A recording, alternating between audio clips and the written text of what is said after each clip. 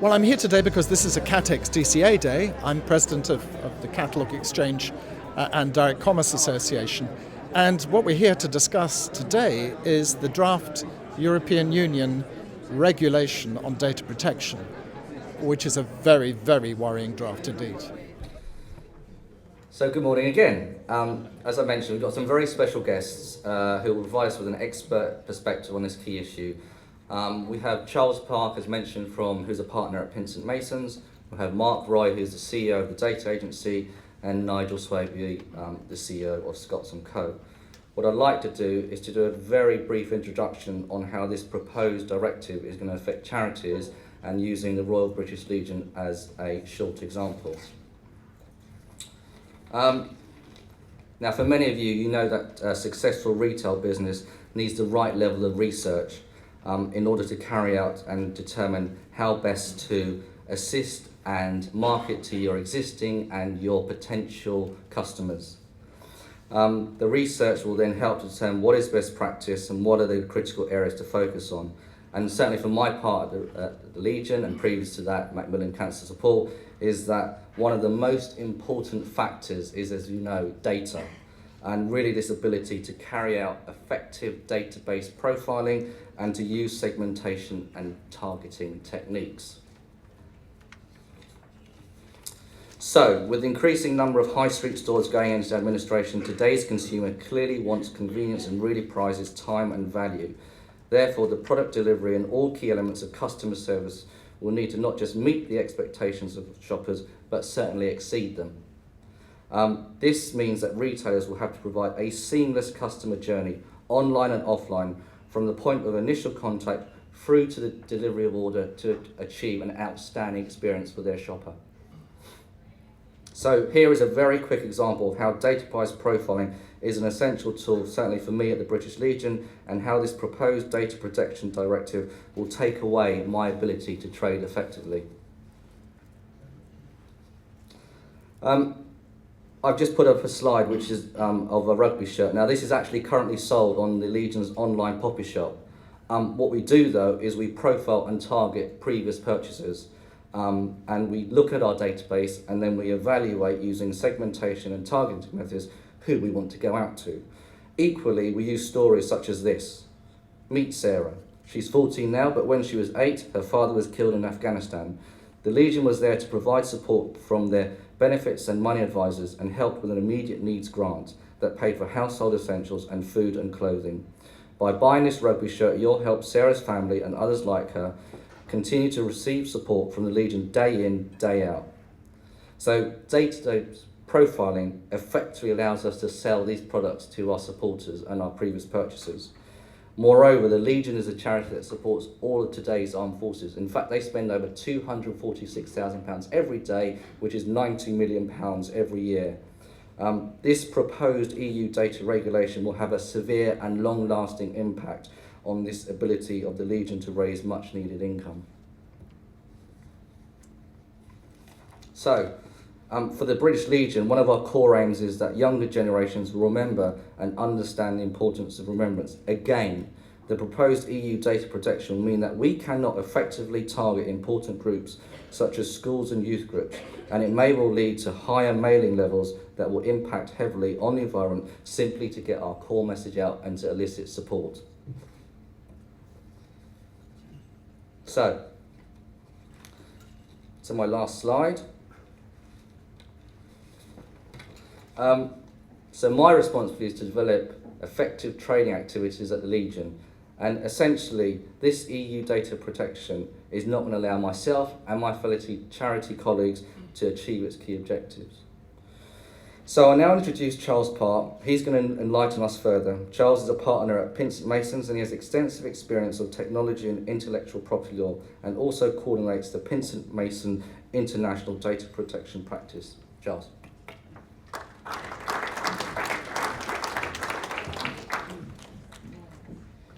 When Nigel first asked us to get involved, I thought legal session, easy, just tell them a bit of law.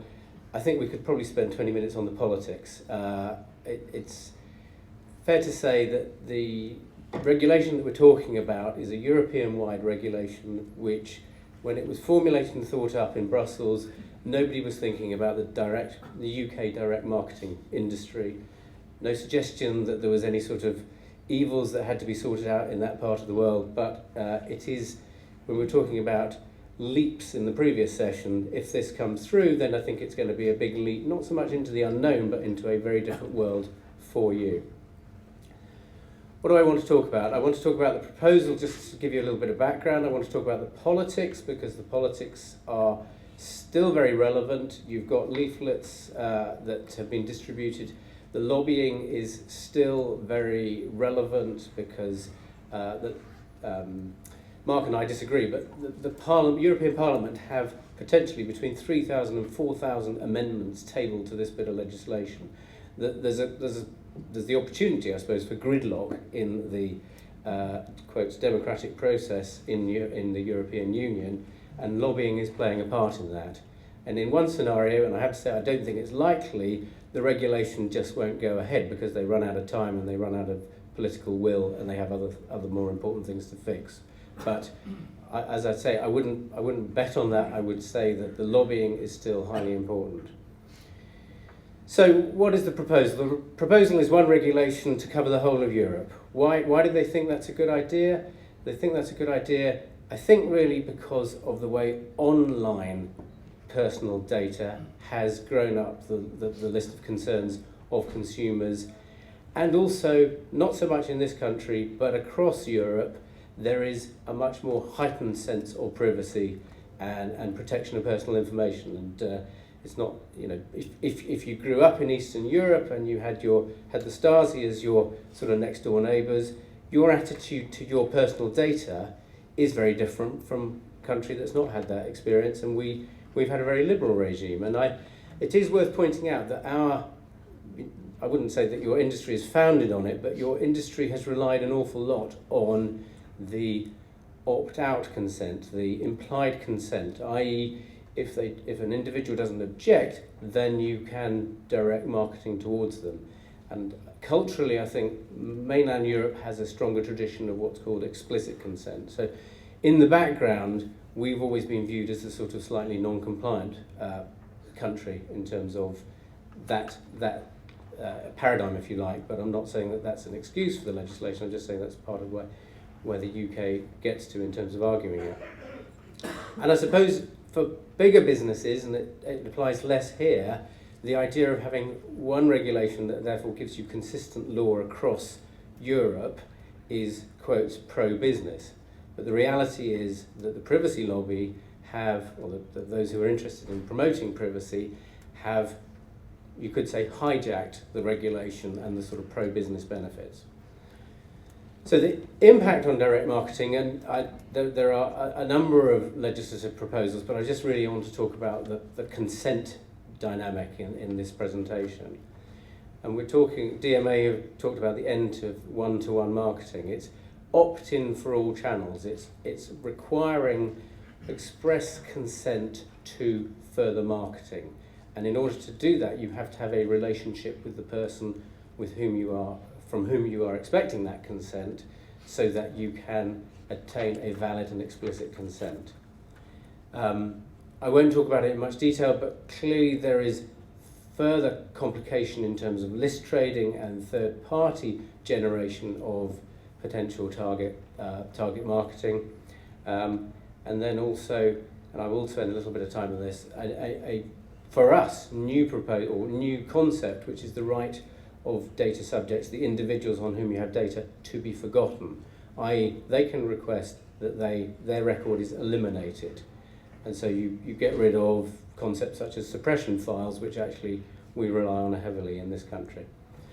And I don't want to overstate the opportunity, but on the assumption that parts of this legislation will come in the next 3 to 4 years, then you have to question, well, it will cause disruption, but is there also opportunity for those businesses who start thinking about it earlier, once we know that it's going to happen, to address the consequences? And I think that's something that, you know, as responsible business owners and leaders, you will want to be aware of and think about, even if you lobby hard to make sure it doesn't happen or the egregious parts of it do not get brought in. So what's going on? This guy, nothing wrong with the guy with the beard, but he is Jan Albrecht, who is very much the champion of the privacy lobby in Brussels at the moment.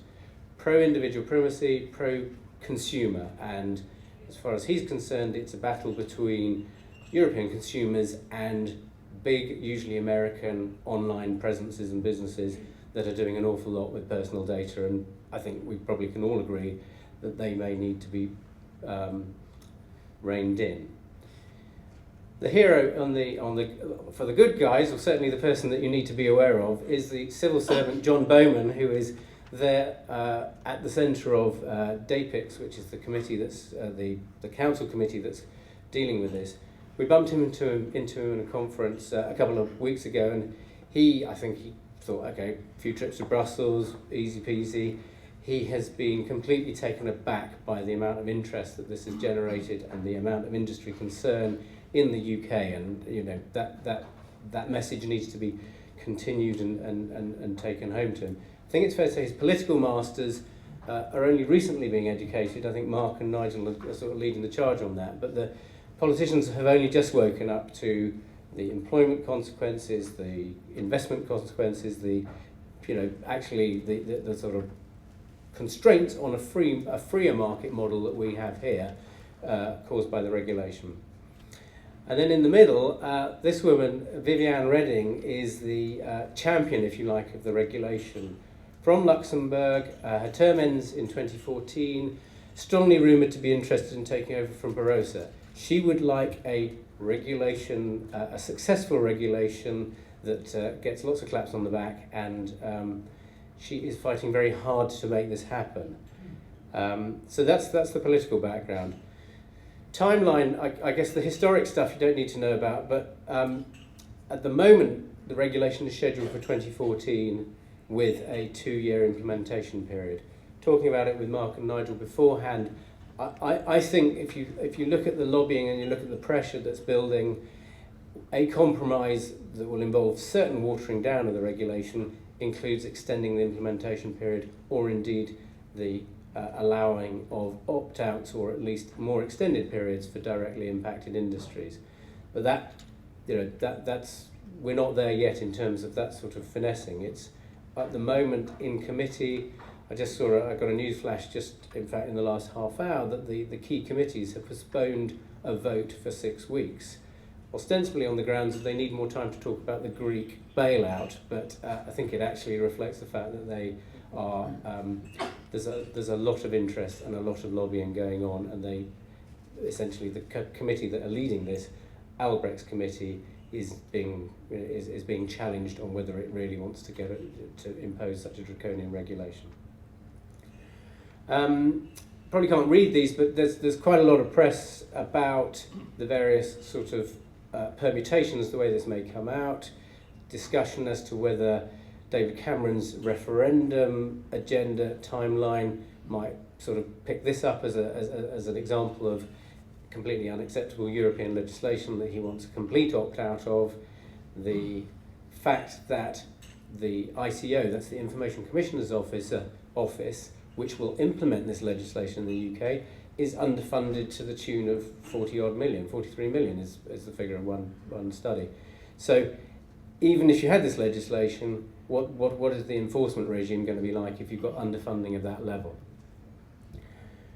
So profiling and consent and right to be forgotten are the two issues I wanted to talk about, but there are other areas in terms of how you, the controller-processor interface, which is relevant in your industry because I think you do quite a lot of processing on behalf of each other, and what the regulation seeks to do is to make processors liable legally for the first time. Privacy impact assessments, there's discussion or there's proposal that be compulsory, so you have to undertake that extra level of compliance. Notification of security incidents, actually mandatory notification, not just some sectors at the moment, but all security incidents. Restriction on international transfers and higher fines. And all those things are, if you like, stoking the concern. Consent, I've said really what I want to say, that you at the moment enjoy an environment which is opt-out. and the proposal is that you have to have an explicit opt-in to be able to undertake marketing. And that is a big sea change, that's a big change, a fundamental change, and will need to be addressed if the regulation goes through. Profiling, which John talked about and plays a key role in all your businesses, and he gave a very good example from the charity sector, is actually a good example of how the industry is improving its effectiveness and respecting data. That's what I think most of us would argue here. However, the privacy advocates feel that it's intrusive and they want explicit consent for profiling as well. And that, again, creates a fetter, a restriction on what you're able to do. And certainly the sort of a natural response is, well, that's going to be problematic. We won't have it in all cases. Therefore, do we go back to less targeted contact and direct mailing? The ICO, certainly our ICO, that's our regulator, recognises that profiling happens in a whole range of different contexts and is of benefit in a number of situations. So it's sympathetic, but of course, if it's got a European imposed rule or a law, it can't do very much about that, but it can be, if you like, friendly in its implementation. So the debate is not finished. There's a lot of discussion as to whether consent is likely to go through in its current form. My view is it will be. I think it's not, because we are an outlier in the UK, I think it's likely that consent, if the regulation is adopted, will change. Right to be forgotten. I think this is probably more controversial and therefore less likely to get through if a horse trade has to be done to save Viviane Reding's political career, or at least her presidential ambitions. It's a tough one. It's more countries find it both challenging in terms of what they're used to, and recognise the administrative burden of trying to deal with personal individuals who say, right, I want to be forgotten, and I want you to communicate with everybody to whom you've passed my data to ensure that I'm forgotten, is something that new and very disruptive. And I think that is probably the one that's more likely to be challenged or watered down. ICO, similar doubts. I've talked about lobbying. I think the time for lobbying is now, and I think you will hear more about that from Nigel and Mark. I personally think 2016 is the earliest that you will be facing this, but clearly you need to, if it goes through, you need to make decisions and you need to prepare for investments that will change your business model. Then I just said opportunities. I don't want to insult you by saying that you should be really cheerful about these, but I think the proponents of the regulation and those industries that are, if you like, particularly in say the telemarketing world, big utilities are being beaten up quite a lot at the moment by the ICO about the way they conduct their business, and they are being pushed towards, if you like, a realignment of how they look at customers and how they deal with consent. And I suppose at the heart of that is saying, right, well, if we have more data about the individual and we have a strong customer relationship, then do we need to think about how we value that consent in a different way? And I suppose I've offered some ideas there. I'm not saying that they are necessarily ones that don't hit you in the bottom line, but I suppose if we are going to change our model of consent, then we are going to change our relationship with those from whom we seek consent and those from whom we have consent. So really, to conclude, the politics is right at the heart of the European politics at the moment, and you may well see other sort of political dimensions in the UK context and reasons to join particular political parties, which I was hearing about earlier. It's not a battle that's lost, but I think it's a battle that can still be influenced, and hopefully I've given you a view. There's a second handout which the organisation team have got, which I go into a bit more detail on some of the other proposals that I haven't been able to talk about today, but hopefully that gives you a flavour of the current position on the legals. Thank you. Let me just touch briefly on why perhaps I'm here today. the data agency came into formation about 22 years ago, when even Nigel was a mere boy, under the name of the Red Group. And about a year ago we changed, because really the Red Group no longer did what it did initially in terms of suppression and improving quality of direct marketing. The vast majority of what we as an organisation do now is about developing data strategies for clients through multiple vertical sectors, from insurance to not-for-profit to financial services. And we work under a conditioning framework which we deliver into our clients, and we call this a PIK framework, P-I-K, which is about products, intelligence and knowledge. Products is things like suppression products and things where you can actually improve the quality of life by embedding into your own routines. Intelligence is about analytics, processing, predictive modelling, data itself, who you're targeting, who's the right audience, things like creative we were hearing from before, modelling around creative, making sure the creative actually delivers. But all of those, and both of those things, are driven by one key factor, and that is knowledge. And this discussion today is about knowledge, because if you know that actually there's something going to happen in the next few years which actually impacts on your data strategy, then you can't deliver on it. You have to find a data strategy which actually delivers today and tomorrow and for the future. And you all will have data strategies in place in terms of what you're trying to deliver to your clients. And right now, today, whether it be 2 years, 4 years, semi-negotiated, whatever, your data strategy is about to stop working, because it is about to irrevocably change. So your business model as it stands at the moment in 2 years, 3 years, 4 years will not be working. So this is a very serious, very imminent, very real issue to the impacts on your business.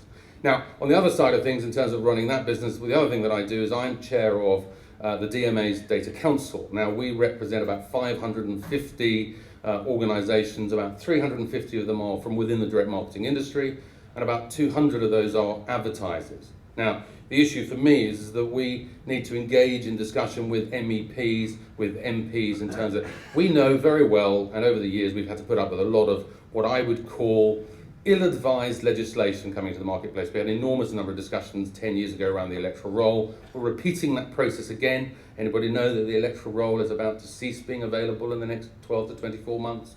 Probably not. But they've made these decisions around the permissioning for the electoral roll. So what we're trying to do is to create informed decisioning within our legislators.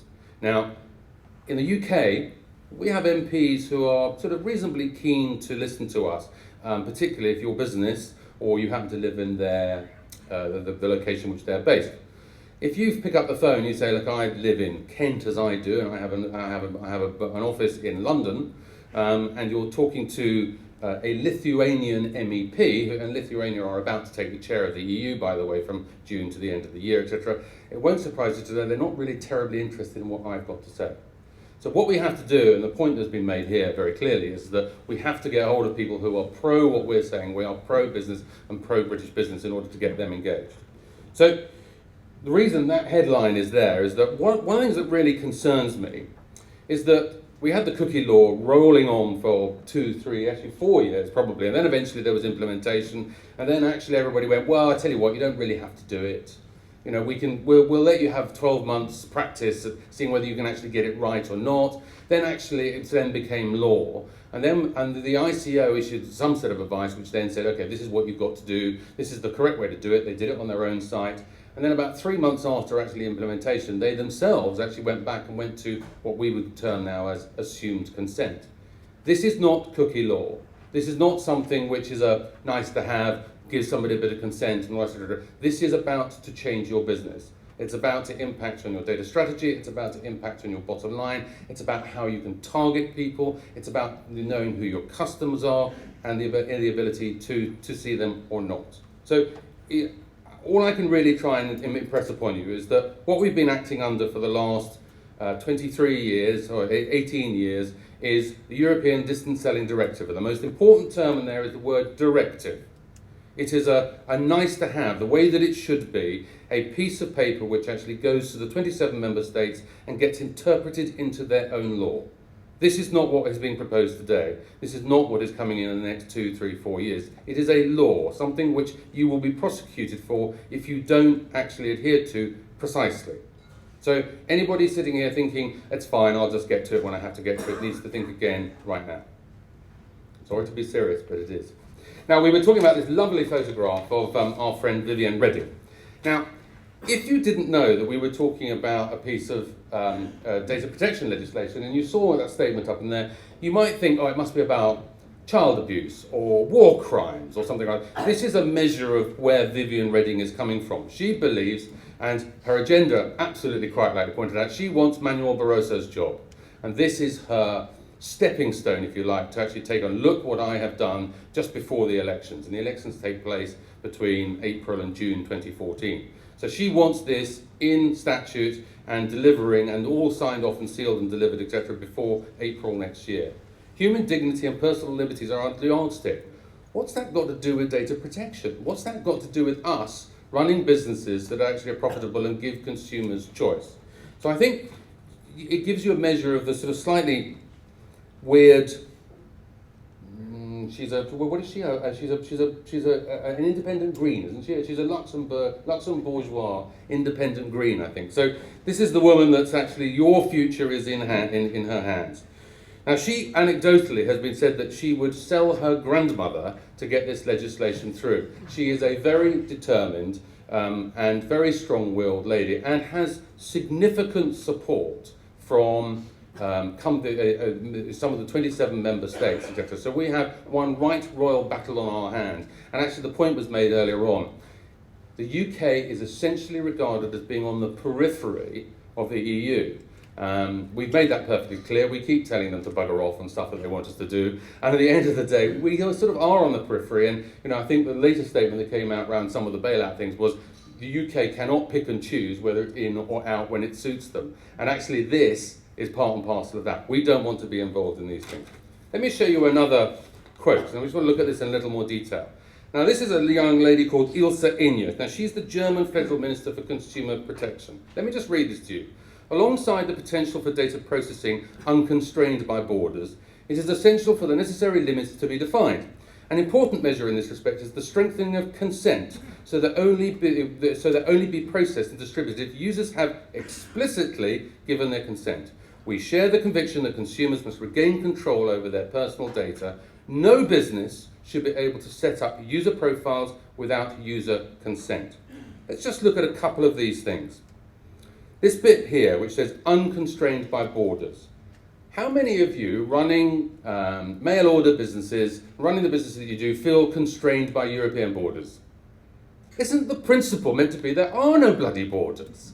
Why should we be bothered about it being unconstrained or not? There are quite rightly practices in place in terms of safe harbour agreements outside of Europe, but actually we're not constrained in any way, shape or form by European borders. The whole principle of the economic community was that there should be no borders. So more drivel coming out of Brussels. This line here, strengthening of consent. Do not underestimate that. That is their way of saying we are seriously considering opt-in. Seriously considering opt-in. Now, what we have seen from Vivienne is a little softening on her language around that. She's not actually now, because where it started, it was, yes, it'll all be opt-in. So don't underestimate that. Explicit consent as well. Again, Charles touched on this, etc. Explicit consent means they have to know precisely what you're going to do with their data. If you haven't told them and you haven't obtained their consent, you can't do it. You will be breaking a new EU law. Law, mind, not a directive, a law. You will not be able to set up profiles without user consent. Predictive modeling, analysis, store location, anything else that you do with your data in order to improve your targeting, finished, gone, over, no more. And actually what this legislation promises to do is to drag us back 20 years and suddenly all your targeting will be done by GIS again. Because that's probably about as good as it gets unless you've gained consent. The other thing, actually, again, we were talking about this a little earlier, the issue around how you gather the consent. Because the minute you go into proper consent, you're into 6 tick boxes in terms of, yes, you can do this and that, whatever. And then actually, typically the ICO, and certainly most legislators will argue that actually consumers wouldn't understand it anyway. To be frank, by the time the lawyers are done with it, with all due respect, Charles, we wouldn't be able to understand it. So actually then the ICO says, well, they haven't been able to understand it, that's not explicit consent, it's just pseudo soft opt-out. So one of the other problems with this one in terms of doing this is that We have said for years around the issue of opt-in, and our position has been perfectly clear as a direct marketing association and as an industry, that we are opposed to opt-in. Our defence has been that it would decimate our industry. Our industry would be finished, it would be over as a result of it. 3 years ago, you may well be aware, the good old Germans said, yes, I tell you what, we think that opt-in is a very good idea. So they moved to an opt-in model. The latest research coming out of Germany shows that you have much higher uptake within the consumers. Consumers are much more likely to say, yes, I'll take this offer, or I'll hear from you, etc. And perhaps even more worryingly, ROI in Germany is on the up. Direct marketing is now performing better than it has performed for years. So our argument that actually it would decimate our industry is now gone, because they now have a precedent which says, well, when we delivered opt-in in Germany, ROI went up. Advertisers, yes, you want improved ROI, fine, you'll find any way you possibly can. But direct marketing industry gets a bit difficult, because all of a sudden volumes start to fall and gets that way. I think also, the German privacy minister, and it wasn't actually Ilse Enya, he also turned around at some point and very clearly said he would not find it acceptable to see any erosion of their current data protection regulation. They're opt-in. So any erosion of his, or not accepting it, means that we have an opt-in model. I am very doubtful as to whether we will get, but I think you will find that factions of things that we do in certain sectors will have to go to an opt-in model in order to comply. I think that is nightmare scenario, but I think we are heading in that direction. And finally, this is by a very intelligent, good-looking bloke called Mark Roy. But I interviewed the other day, etc., and I came up with this statement, which was that the irony is that every marketer today accepts that the individual is central to any transaction. Any company worth its salt is investing heavily in using data to improve the efficiency of their marketing and create an experience to the consumer which is open, honest, and transparent in a manner that emboldens trust and confidence. At a time when we are never doing it better, Brussels chooses to reinvent the wheel. The critical factor here is that actually, behind all this, we know as either advertisers or data specialists and data experts that actually the more data we have, the better job that we can do. And actually right now, we've never had more data available to us, and we have a more positively disposed consumer probably than we've ever had before. Now Brussels is saying, right, we're going to change all that. We're going to drag you back to 20 years of carpet bombing and hitting millions of people who don't want the stuff and the rest of it, etc. Not only hitting you in terms of the expense of mailing to people who are never going to respond, but actually getting to a point where actually the reputation that we've built and the enhanced reputation that we've built as an industry and as an association is about to be eroded by carpet bombing coming back to the marketplace. So I think really, in conclusion, the call to action here is very simply, don't underestimate this. What I'd like you to do is, if you're DMA members, go onto the DMA site. There is a sub pages on the DMA website where you can download a lobbying pack. It gives you all the addresses of your MEPs throughout the country. It gives you your local MPs too. If you're not DMA members, then write to Nigel, because he'll happily send you the details, or me, I'll happily send you the details. What we have to do in the last 6 months, there is some dispute, but somewhere between 3,000 and 4,000 amendments to the original piece. I would suggest that we're going to get, in the next 3 months, a further 3,000 amendments. So, as Charles said, it's not too late. We can tweak away. Nigel, I think, is about to stand up and saying, it's all bollocks and it's not going to happen, and we have to stop it. I think the train has left the station. I think the reality is we have a very short, very limited opportunity to try and save as much as we possibly can. The only people who can do that, because we're doing it already, is you lot. So please, please get out there and do something, because if you don't, it's your bottom line and mine. Thanks a lot.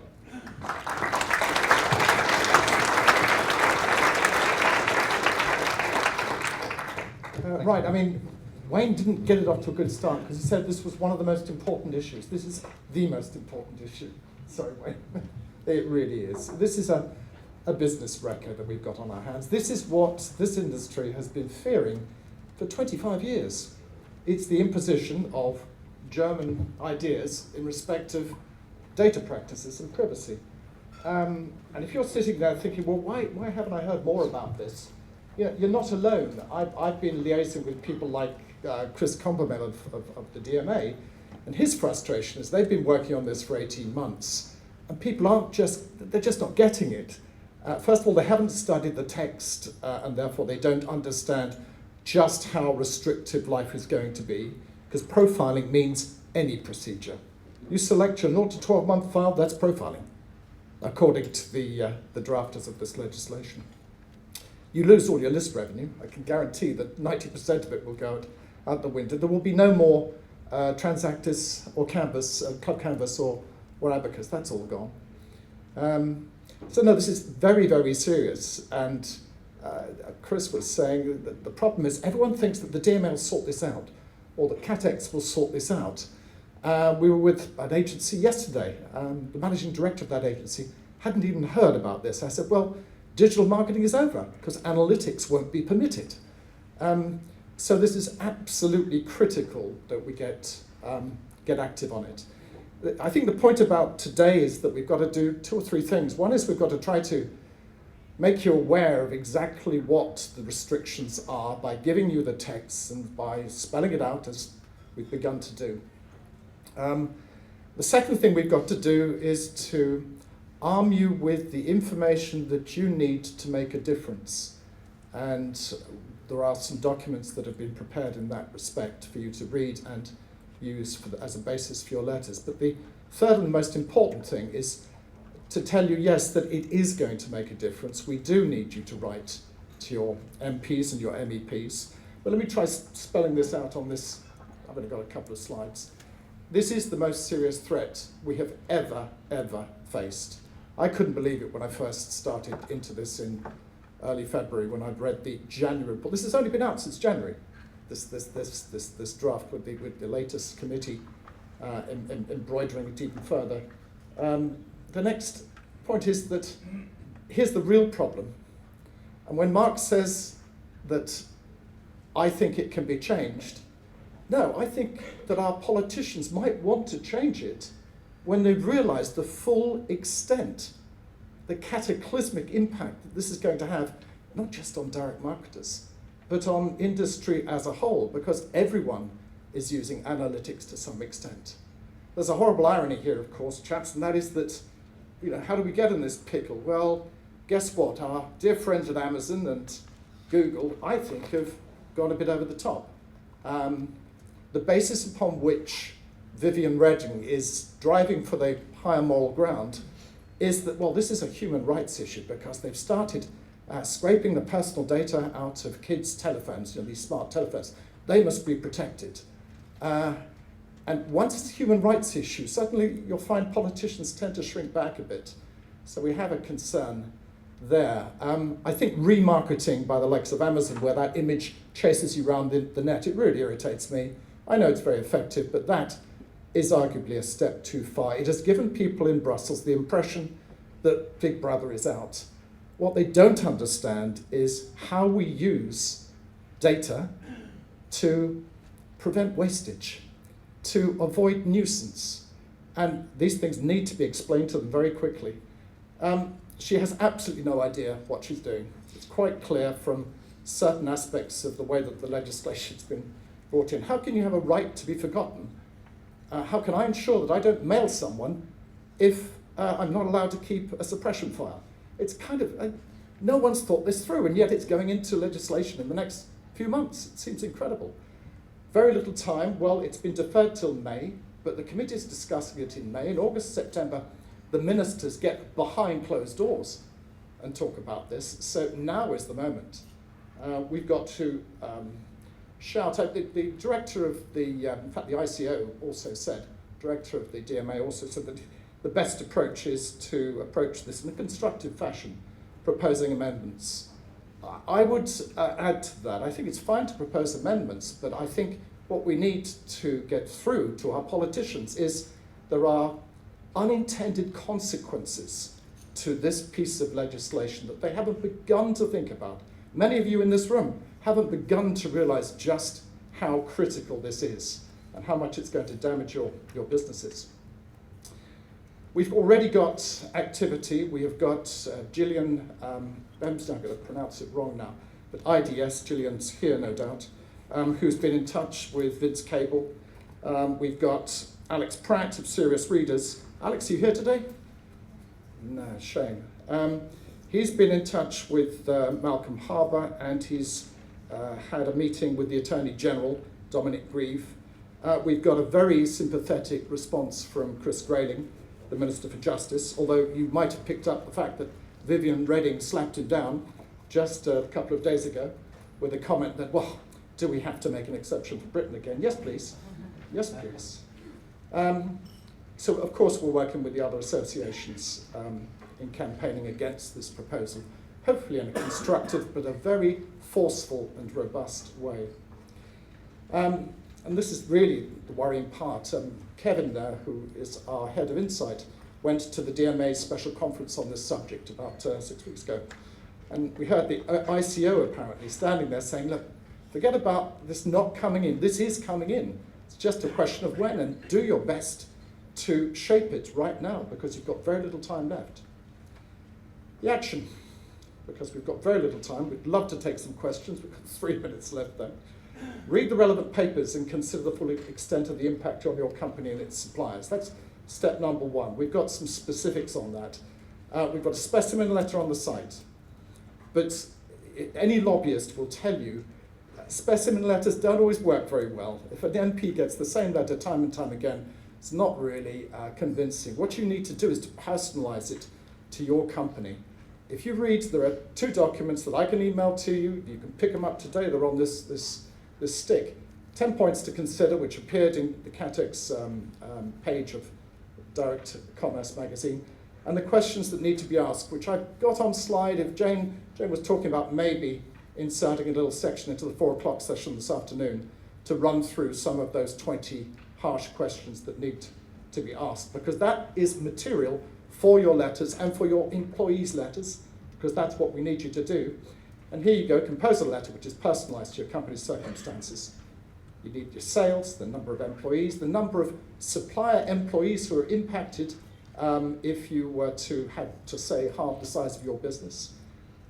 Estimate the economic impact of the proposed regulation and its impact on employment in your own company, and then write to your MEP or your MP urgently to express your concern. And we're talking about in the next 2-3 weeks, this has got to happen. I'd ask every one of your employees to do exactly the same. Now, I could rattle on for the next half hour on this subject, and I'm not going to take you through these, but there are all sorts of questions that need to be asked. These are available. I've got 10 printouts of it, but you can ask me and I'll email you the sort of questions that are going to be difficult questions for politicians to answer. You know, you think DEFRA is the ideal example. DEFRA thinks that opt-in's a good thing. Why? Because they think all catalogues are junk mail. 2 answers to that. One is, well, guess what? People like receiving this element that you call junk mail. They like receiving catalogues. But there's something rather more important. If you take away the right to profile, if you insist on opt-in to the point where we're not able to share data, we won't be able to identify those customers who are actually interested in receiving a catalogue. So what will we do? Well, we'll go back to our bad old ways of inserting 100 million catalogues in the press. That's more landfill.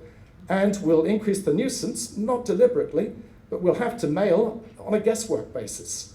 And if we do that, well, then yes, it could be called junk mail. At the moment, we've got to a targeted situation where we're targeting the right people. We lose that ability to target. And so it's very, very unfriendly, I'm afraid, this measure, amongst many other things. But as I say, I'm not going to go through these now. We just don't have time. It'd be nice to take a few questions, maybe. I'll get back to my seat. Thank you, Nigel. I'm conscious that lunch is billed for 1 p.m, but if you'll humour me, I think because it's such an important issue, I'd like to take at least to 1:10, and then we can then take further questions in the lunchtime session. So I think there's some roving mics available. Just as a courtesy, could you state your name, could you state the company, and could you just ask if your question is to the panel or to a specific individual? I think we have a gentleman here now. My name is Jeremy Eves. My company is Motivation in Learning. I supply both teachers and schools. This may just demonstrate my ignorance, but could you define for me consumer? We sell to individuals who clearly pay themselves.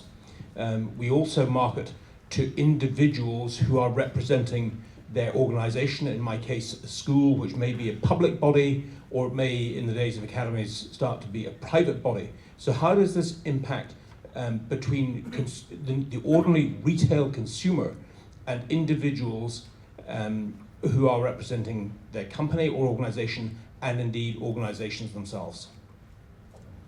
My panellists have nominated me to answer that question very, very quickly.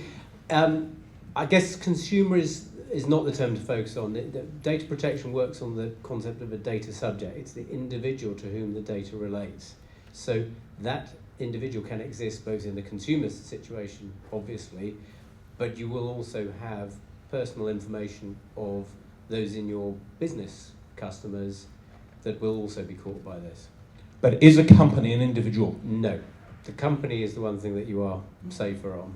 But a partnership or a sole trader would fall back into the individual. Any other questions? I think we have one just over there with this.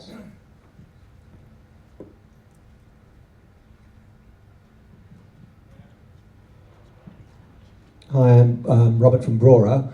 I was just wondering, is it actually worth pointing out to these MPs that they use data and they profile in the letters? It certainly would be, because in many cases they are going to be impacted by this, but actually one of the really unpalatable parts about this is that actually there are an awful lot of carve-outs around the issue of democracy, etc., in terms of how they can use it. And I'm sure Nigel does the same, I remind them constantly they're probably the worst junk mailers of the whole lot, particularly around elections and inserts and this, that, the other, and door drops and so and so. But I think that they're not really on receive mode at this particular juncture. And again, if you raise that point with a Lithuanian MEP, you might get an interesting reaction. Nigel, do you want to? I agree with your point about I agree with your point about the politicians being the worst junk mailers, but I think there's another point I'd like to pick up on here. We could talk for a very, very long time about this. There are going to be people who are going to be focusing on the analytics, because that impacts everybody online. All of the big online retailers are going to be fighting this, but there is one area where we really do need to focus our efforts as an industry. We're a catalogue and online retailing industry, and the one thing which is going to impact us, and not that many others, is the opt-in. And our points on the opt-in are, look, this has worked perfectly well for 25 years. Your problems are online. What are you doing trying to apply the rules that you're drafting for the online world to the offline world? Not only has this been working well, but there is no evidence of abuse in this area.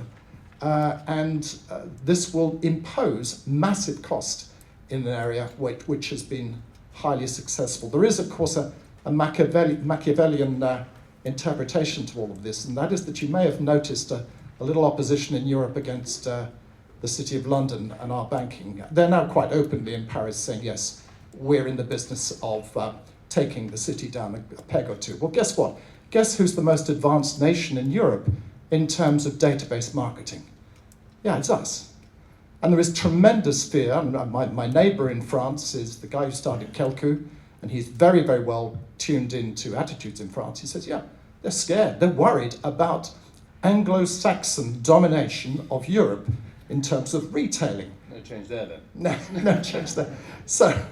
So we are a bit on our own, but there is a reason why they are looking to apply special rules to I say special rules, they're looking to take us into the herd of opt-in. And I would argue very strongly that the most important battle we've got to fight as an industry is to avoid that, to get a carve-out on the basis that there's no problem here. So why do we need, if it's not broken, why do we need to fix it? Hello there, I'm Siobhan Goodall from MPR Contact, and it's a question for the panel. Shall I stand up so you can see me here, like back? It's probably a quick question, but will this ruling apply to telemarketing as well as direct mail? Might be lawyer again, do you think? On the basis I haven't said anything for a couple of minutes. Yes, there's no distinction made. I think the telemarketing is already caught. There's a stricter regime under what we call, the acronym is PECR, P-E-C-R. privacy and electronic communications regulations. That will go, and the regulation will cover all a consent environment for all customer contact. Just going to add one more thing to that. I mean, yes, PECA is very clear, and presumably, if you're in that space, that's what you're operating to at the moment. However, it's important to remember that actually, in order to do what you want to do, you need to add data to a telephone number, and that's the sort of thing, the provision and the idea of data appending and then using it for profiling and who the right target. Gone as we stand at the moment, as Nigel quite rightly says. Any of that sort of being able to select it, and actually maybe even, I suspect, adding a telephone number to an already a customer record already. I would think that would be out as well, because that would be enhancement and profiling. With people to join with you on your campaign, I mean, I work for an inbound organisation, but there are vast companies who just do telemarketing, just do outbound calling, and they will have a huge impact on their business. Yeah, I mean, you know, I could use an expletive here, but I mean, the direct marketing industry is in some difficulty because these elements of the direct marketing industry roll fundamentally, as Nigel says. And I mean, Nigel can fire things up a bit, but on this one, he's absolutely right. I mean, you know, he's not exaggerating here. If these rules come in as they are, we are in significant trouble as an industry. Yeah. Gentleman here.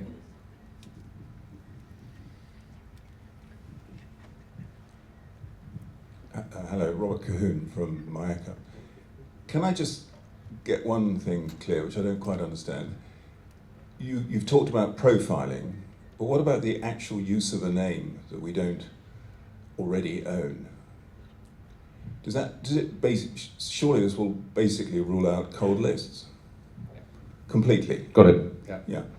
You will have some. I mean, when Italy switched to opt-in from opt-out, direct mail traffic, advertising mail, dropped 40% immediately, and it continues to drop. It will take a time because depending on whether we're permitted to use historical data, legacy data, and there is a big question mark about that. I mean, I may find that our 8 million records of customers, which are absolutely chock-a-block full and rich of transactions, has to be thrown away. At the moment, that's how this legislation could be interpreted. That's a massive asset. I mean, the impact of this, I could go on and on, that is a massive write-down to the balance sheet of many, many companies. It is the suppression of a revenue stream. All of our list rental revenue will go. I'm afraid this is when I said that it will be very challenging for Abacus and for Club Canvas and Transactis. I mean that they cannot survive if they're only getting 10% or 20% of people opting in.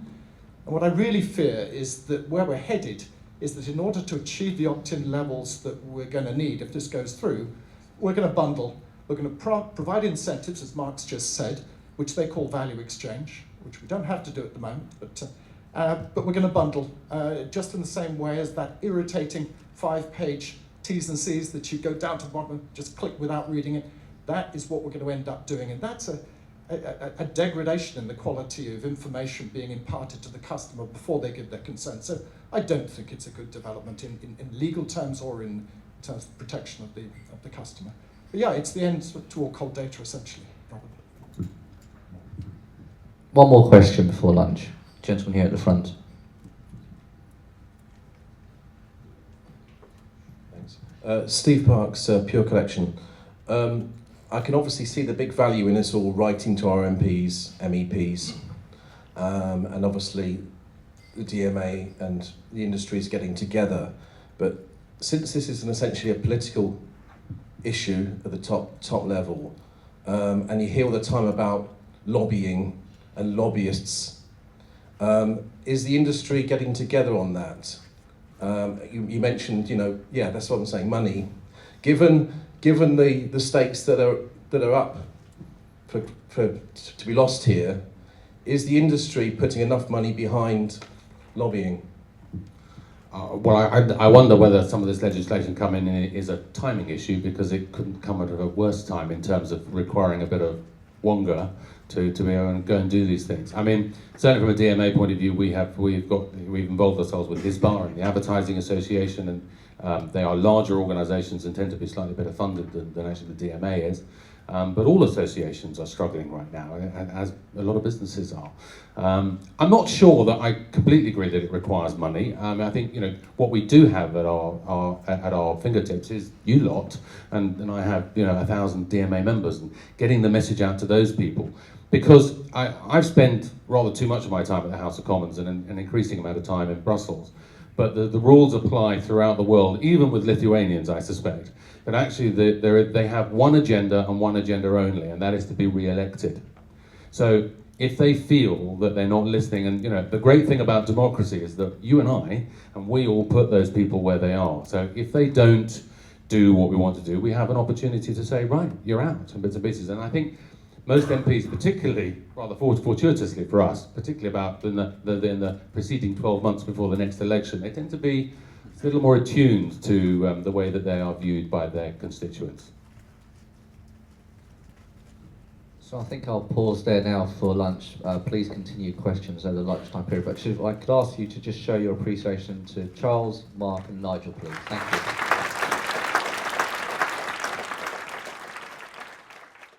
Last week we had the opportunity locally down in Devon.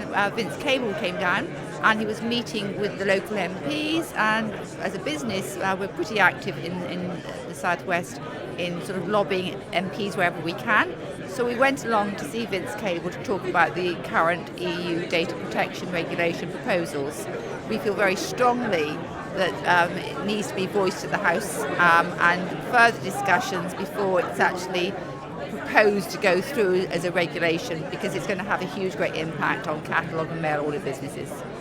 What we're talking about is the issues related to profiling. At the present time, the draft suggests that profiling will require the explicit opt-in consent of every consumer. Now, it's not going to be practical to secure that. If we do secure it, it'll be bundled like one of those ghastly long terms and conditions sessions that you see in on an online website.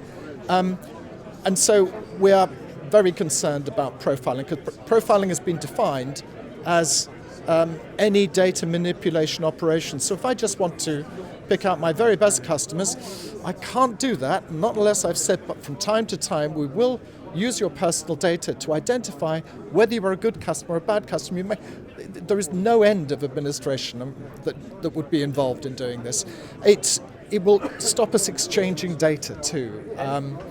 It means that I cannot say to the chief executive of a catalogue company who I like and respect, I'd like to share our names and addresses with only the names and addresses, nothing else. I'd like to share these names and addresses with you, and if you'd care to give me yours because we're non-competing, then I can make sure that my customers receive the benefit of your catalogues and vice versa. And people like receiving catalogues. This is the crazy thing that the sponsor of this particular regulation doesn't seem to recognize. I mean, it's come about because of the, and I would use the word abuse, the scraping of personal data from the mobiles of kids who've got smartphones, the remarketing of ads by people like Amazon on the web, those ads that chase you around that sometimes you might find slightly irritating. It's just spooked the legislators in Europe, I'm afraid.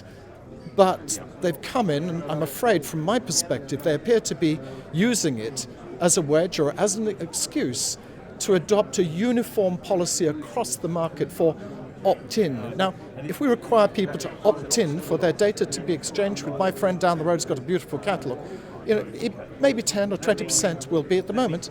They have the opportunity to opt out, and in our case, 20% opt out. So that will eliminate the possibility of my being able to identify who the people are who like catalogues. And the people who like catalogues are often the over 50s, even the over 60s. The average age of some of my files is 68.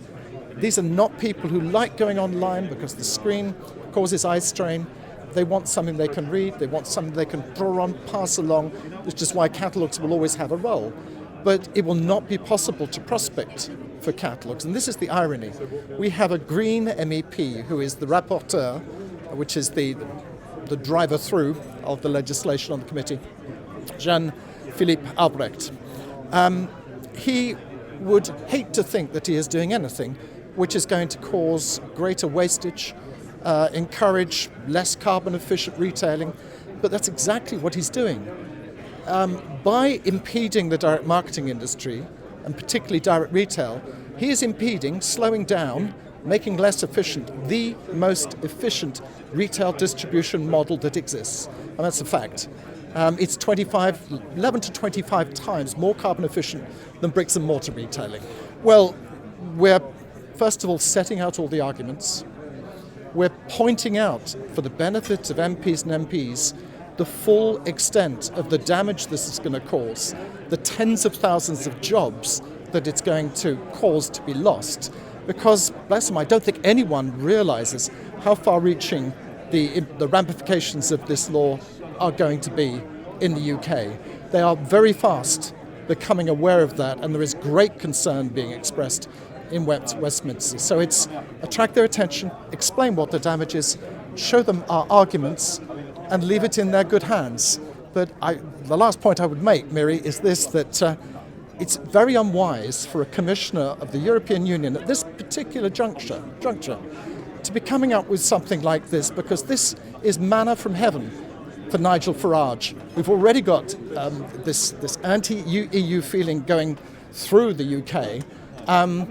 Even I, who have been all colours in my life of political persuasion, I can see myself thinking of voting UKIP, because I cannot comprehend how we can allow an EU commission to impose a law like this, which is so bad for our economy.